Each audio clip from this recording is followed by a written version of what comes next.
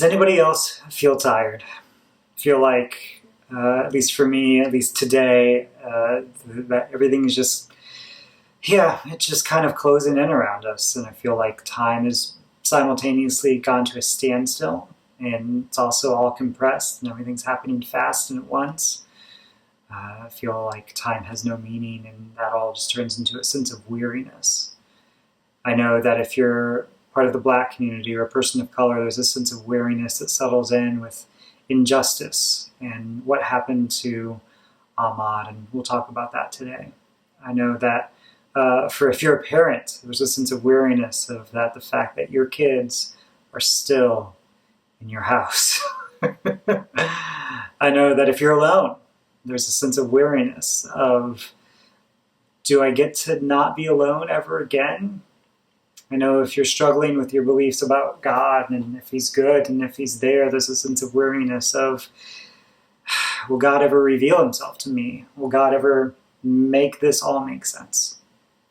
And that's why we're in this series called Out of Control, Why Terrible Things Happen, a study on the book of Job. And today's going to be a little bit different than some of our other Sundays. I'm pre-recording this, and we're going to have some opportunities for conversation and talk. And so I'm going to talk for a little bit. There's going to be a question that shows up on the screen, and then there'll be some time where we can go to the chat and talk for a little bit, just for a minute and a half. And then we'll go back to some teaching, and we'll do that a couple times. So I want this to be an opportunity for interaction and engagement, and if you're not into that, then you can just watch the counter on the countdown clock during the conversation time, and that's okay too. Because, like I said, we're all weary, and maybe the last thing you want to do is type in a text box.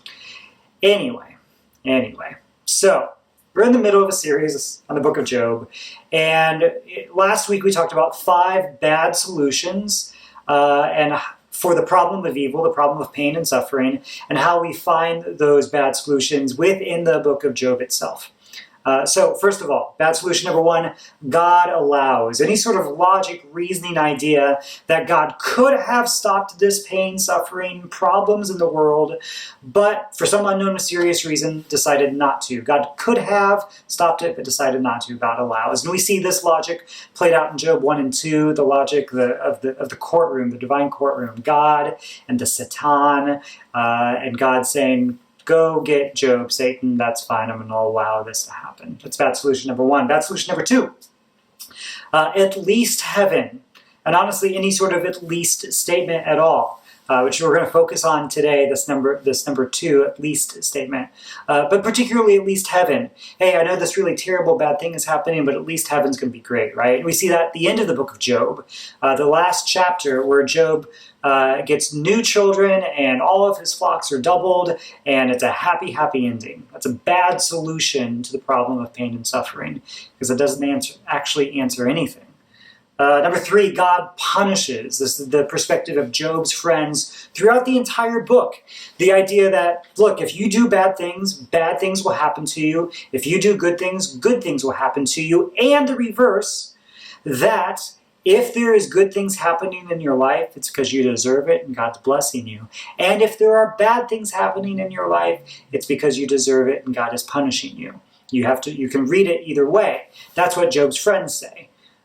There's also the God's ways are not our ways logic. That's bad solution number 4. And this is what Job himself believes. He basically believes that God has given up any sense of justice, that God is unpredictable, unknowable, that God smiles at the wicked flourishing. God laughs at the innocent suffering. God is just, can do whatever he wants, and that's absolutely fine. And bad solution number 5 is that God doesn't need us. He doesn't need to answer us. He doesn't need us to question him. And this is the answer of the God in the whirlwind in the last few chapters of the book of Job.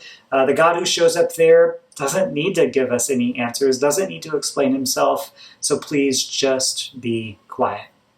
And what I argued for last week is that Job is intentionally unsatisfying. That whoever wrote the book of Job, they wrote it as this play, this drama that would be performed as a way to show the audience all of the really unsatisfying ways to answer the question of evil and pain and suffering in the world. It is meant to confuse us. It is meant for us to read the book of Job and say, that's not helpful, okay? Now, we also talked about the things that we do know about God. Number one, that God is love, that love means something. It has definition and character. We can say definitive things about what love is like. We talked about how God can't do certain things. God can't lie. God can't get tired. God can't sin. God can't deny his own character. God can't not be loving because God is love, and so God must always be loving. And we talked about the fact that God is knowable through Jesus. We can know what God is like because we know what Jesus is like. Thanks to the gift of Scripture, we can know that Jesus lived out the love of God. According to the book of Acts, Jesus went around empowered by the Spirit of God doing good. When he came across sickness, he healed it. When he came across hungry people, he fed them. There was never a time in Jesus' life where he inflicted pain onto someone or where he saw someone in pain and didn't try to help. Which leads to this big question. Then why is there still pain and suffering and genuine, irredeemable evil in the world? And solution number one is that God can't prevent evil and suffering single-handedly. It's not that God could do it and just chooses not to for some reason that we can't figure out. It's that God, because he is a God of love, and because love is not coercive, love does not insist on its own way, love can lose. God cannot prevent evil and suffering single-handedly. God doesn't want there to be evil and suffering, but God doesn't always get what God wants. Now, that doesn't mean, and we're going to talk more about this throughout the month of May, that doesn't mean that God isn't working to prevent evil and suffering. He is always only working to prevent evil and suffering. But God can't do it single-handedly, because that would make him unloving and unkind, because that would make him coercive if he were just to take control of somebody or something and coerce it into doing his will. That would be an unloving action. So let's have some question time. If you have a phone, tablet, laptop in front of you, jump into the chat and we'll have about 90 seconds to talk about this, so it's going to be quick. But here's the question. What are some of the stupid, unhelpful, or unkind things that have been said to you when you've been going through a hard time? What are some of the stupid, unhelpful, or unkind things that have been said to you when you've been in pain, when you've been hurt, when something bad has happened in your life? So jump into the comments. I will be there too, and we can talk about this together.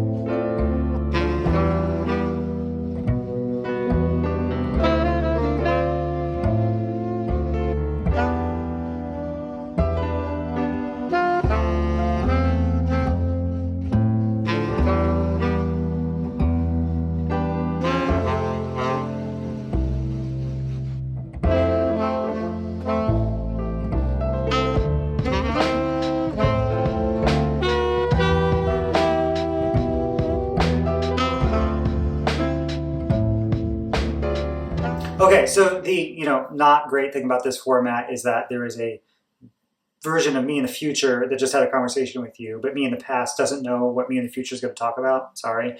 So I can make some guesses about what that conversation is going to be like, though. And I'm going to guess that there were a lot of unhelpful statements that start with "at least." A lot of unhelpful statements that start with "at least." When my brother died in a car accident, you'd hear things like, well, at least, you'll get to see your brother in heaven. Maybe you have lost a loved one, maybe a child, a parent, a grandparent, a friend, and you hold things like, well, at least you still have your family. Hey, you went through a miscarriage. Well, at least you can still have another kid. Hey, you've got cancer, but at least it hasn't killed you yet. Just lots of unhelpful statements that start with at least, which is basically this way of like, I don't want to encounter or deal with the pain that you're feeling right now. So I'm going to change the topic to something happier. That's problem number 2 and problematic solution number 2 in the book of Job. If we go to Job chapter 42, you see this explanation of the end of Job's life, or the last, half of Job's life, where, yes, Job went through this terrible, terrible thing. His kids all died. He lost all of his wealth. He lost all of his health. He was sick and in pain. And Job 42 says, but God gave him back double everything that Job had lost. Except for his kids. He doesn't get double the amount of kids, which I don't know what your perspective is on that. But he got double the amount of sheep and double the amount of camels and double the amount of his wealth. And he got the same amount of kids as he had before. He got back, which is good news, I guess. But this doesn't actually help with grief. If you are a grieving person and someone says like, well, at least you can get it back, that doesn't actually help with your grief. It doesn't help with the loss that you have encountered. Grief is about loss, and grief is about like the things and the people and the life that we had that is now gone. And there is no amount of replacement or like getting new things that makes what we lost come back. It just doesn't work like that. And this is also rarely how life works. You don't get 2 grandparents for every one that dies. You don't get 2 kids for every miscarriage that you go through. 2 gay people aren't born for every time there's a discriminatory action against them. We don't get 2 new black people for every black person murdered on the streets. Yeah, let's talk about that. Let's talk about Ahmaud Arbery. He was 25 years old. He was shot and killed while going for a jog, going for a run. And he was killed for the crime of running while black. Now, listen to the possible responses that we could have to this. Well, God allows... How are you going to end that sentence? God allows people of color to be murdered for some greater cause, for some divine plan? Can we believe that that kind of God is actually good? God allowed this for some greater purpose. That does not reflect well on the character of God. We could say, well, at least, and again, how are you going to finish that sentence? At least what? At least he had 25 years. Well, some black people aren't that lucky to escape the murderous intent of racism and white supremacy. At least what? We could say God punishes, and I say, now hold on there. God punishes Ahmaud for some unknown crime or sin. But that means that God doesn't punish those who got wealthy off of the backs of black labor. God doesn't punish those who have a shotgun available to them to shoot people and then go home. How are you going to finish the sentence? God punishes. How about God's ways? God's ways are somehow more just and loving and kind than just a simple, basic, human, decent desire to not see innocent people die. So God's ways are better than that? More loving than that? Or God doesn't need? Well, God doesn't need Ahmaud Arbery for him to be a glorious God. God doesn't need to explain himself. God doesn't need to explain why systems of racism and white supremacy allow innocent black people to be killed on the streets.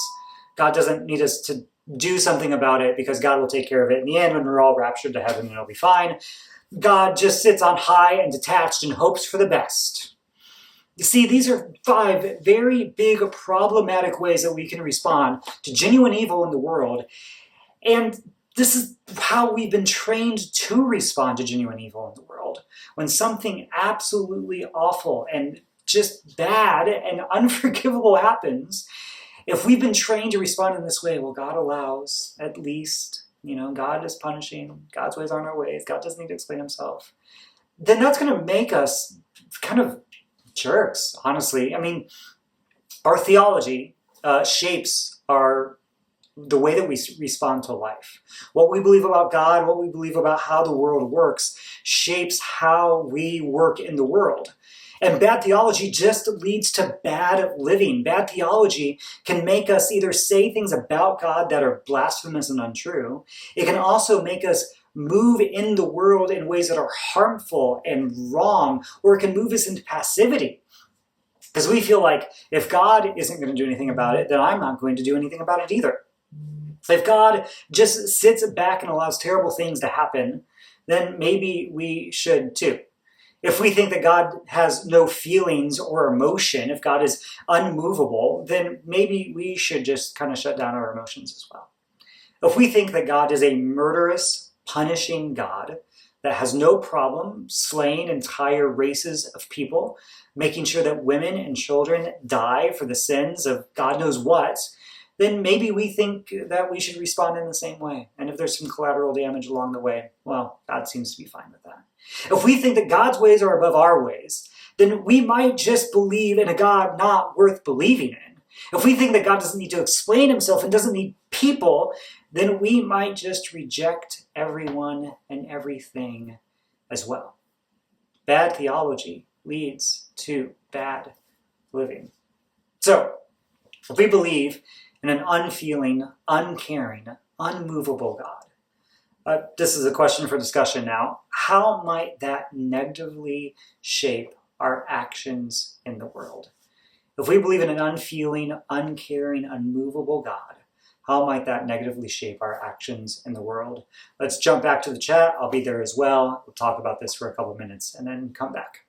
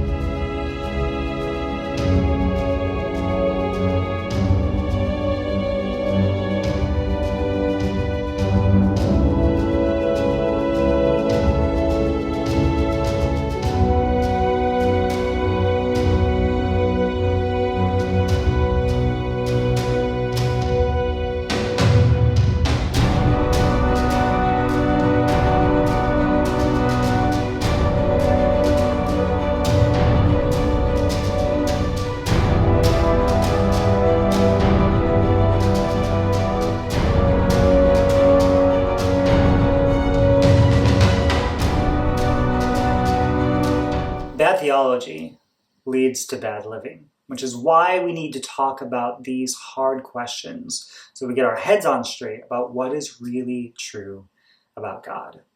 And what we want to affirm this week is that God feels. Last week we talked about how God can't single-handedly prevent evil and suffering. And so when we believe that about God, we don't have to say things like, well, God allows, because that makes it seem like God has some higher purpose, higher plan than just preventing evil and suffering and death and stopping bad things from happening. Rather, we affirm a God who loves, who is always loving. We affirm a kind of love that is non-coercive. It is not controlling, but it's rather a persuasive love, a love that is about convincing and moving and changing people, not coercing, single-handedly controlling people. So we can't make God culpable. We can't blame God for the bad things that happen in the world, because God is a God who gives genuine freedom to people. And then when God gives genuine freedom, this is the New Testament, where the Spirit of the Lord is, there is freedom. The Spirit of the Lord is everywhere. There is genuine freedom for people to make their own choices. God can't arbitrarily reject his own loving nature and take that freedom away. We also affirm that God is a God that feels. Classical theology, in an effort to protect God from paganistic or kind of juvenile thoughts about God, what God is like, described God as the unmoved mover, that God was eternally timeless, unaffected by the world, incapable of emotion, feeling, or what we might describe as thought. God wasn't personal in classical theology, but super personal. He was above being personal, and we could not conceive of what that might be like. I, and lots of other theologians, say that this classical theology actually ignores how God reveals himself in Scripture, and particularly in the person of Jesus. Let's talk about some of God's feelings here for a second. Isaiah 42 says this. This is God talking. God says, like a woman in childbirth, I cry out, I gasp, and I pant. And this is talking about God's efforts to bring all things in the world to renewal. Isaiah 63 says this, and when they suffered, God suffered too, and the messenger of his presence acted to save them. This is not the God that's the unmoved mover. This is not the God who is so far above and beyond that he cannot comprehend what it's like to be human. This is the God who suffers alongside. God's feelings are described throughout the Old Testament and the New Testament, that God experiences joy and grief and laughter and compassion and empathy. And let's talk about empathy for a second, because empathy, I believe, is really, really opposed to those at least statements. There's pity, and pity is something that's detached, it's judgmental, it's superior, it gives advice. Pity is what causes people to not get involved with other people's emotions. It tries not to imagine what it's like. Pity is what looks upon someone else and is like, well, it sucks to be them and hate to be in their shoes. What a pity. Pity tends to be judgmental. Pity is like, oh man, they really got themselves into it this time. I wonder what they did to get themselves into such trouble or pain or heartache or suffering. Pity has this sense of superiority. You are feeling those negative, bad feelings, and I am not, thank goodness. And pity is all about the advice giving. Let me tell you what I would do if I were in your shoes. As opposed to empathy. Empathy is feeling with, feeling alongside, getting down in the pit with someone else. And like, yeah, I've been here before and I know the way out. Or, actually not even that, just, I'm here with you. I'm here with you. Pity isn't judgmental. Empathy isn't judgmental. Empathy holds space for the other person. It doesn't try to create a story or a narrative about why this person is feeling the way they are. It simply allows that person to feel without fear of judgment. Empathy is all about sharing a humanity with somebody. It's not a superiority of you're feeling that negative thing and I just can't even imagine what it must be like to feel so bad. Empathy shares that human experience altogether. I can think of a time where I've also felt that sad and angry and hurt. I've been there too. Empathy isn't about advice giving. Let me tell you how to get out of this situation. Empathy is about companionship. It's about whatever it is you're facing, let's face it together. And fixing the problem, giving advice, that's not the point. Of course, we want to find ways to move forward, but there's no good way to move forward if you're not doing it with someone. And empathy is all about that feeling with, being with. And we see this shown most clearly in the person of Jesus Christ. Jesus is the suffering God in the flesh. Jesus is the God who weeps at the death of a friend. Jesus is the God who defends the vulnerable. He gets down in the muck and the mud with those who are experiencing colonialism and racism and prejudice, and he gets down with them and defends them and experiences that pain with them. Jesus is the suffering God who puts himself in the place of those who suffer. I think about the woman who was caught in the act of adultery and forgiven by Jesus. And this woman is thrown into the middle of a mob that's about to lynch her. And Jesus' response is to actually get into the middle with her. Jesus was ready to be lynched in her stead, and in fact, was. Jesus is the suffering God who is like the Good Samaritan, The religious people walked by the man who was beaten up and thrown into a ditch. And the Good Samaritan, who represents Jesus, is the one who gets close to this person who has been ostracized and hurt and wounded and gets down with him. Jesus, of course, is the suffering God who suffers on the cross. And for reasons that take a long time to get into right now, but takes on the sin and the darkness of the entire world, takes on the forces of evil, and applies that to himself. And this is a God who suffers and suffers and suffers alongside us. He doesn't suffer so that we don't have to suffer. I think that's a kind of bad and cheap way of explaining what Jesus did on the cross. Jesus suffers just as we suffer too.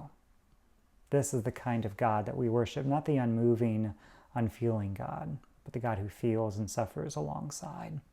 There's a song that Christians have sung for a couple decades now, I feel. It says, "Break my heart for what breaks yours." And what I love about the God that we worship is that God's heart breaks by what breaks us. God's heart breaks by what breaks us. We believe in the God who feels. God feeling, just to be clear though, is not enough. If our only kind of logical response to pain and suffering in the world is God feels it too, then we still have a deficient God, a God who is not all loving. If you came across a car accident and you got out of the car and you find the driver pinned and bleeding and crying for help, would you just go to that person and say like, well, I could help you. I could kind of push open the car, but instead I'll just stand by. Instead of rescuing you, I will empathize with your suffering. I'll just imagine what it's like to be in your place. No, failing to push the car, open the car up is not what love requires, and God is not above that same requirement. If God came across somebody in a car, if Jesus came across somebody in a car and bleeding, crying for help, Jesus would do whatever he could to open up that car, get that person out. God isn't just the God who empathizes with us. God gets involved. So let's do a few takeaways for this week. Number one, remove the phrase "at least" from your vocabulary. If somebody ever comes to you and they have a problem, they're hurting, they are encountering pain, sickness, death, loss, just don't use the words "at least." It's going to be pretty rare that that's ever going to be a helpful thing to say.